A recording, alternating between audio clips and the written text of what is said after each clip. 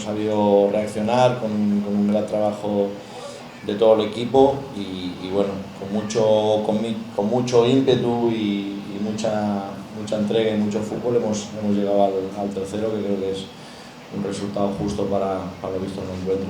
Los jugadores, la verdad, que han hecho un extraordinario partido los dos y bueno, creo que lo importante es hablar de los que tienen que ser siempre los protagonistas, porque cuando los protagonistas no son los jugadores quiere decir que alguna cosa no se está haciendo bien, así que preferiría no entrar en más detalles. Creo que se jugó un gran partido ante un rival muy bueno.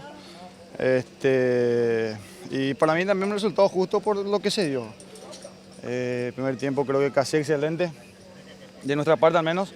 Y después se nos complicó un poquito con el tema del penal, que después el empate otra vez un error nuestro, pero por suerte lo pudimos otra vez, pudimos poner en ventaja y ganar un partido duro y un gran comienzo para nosotros.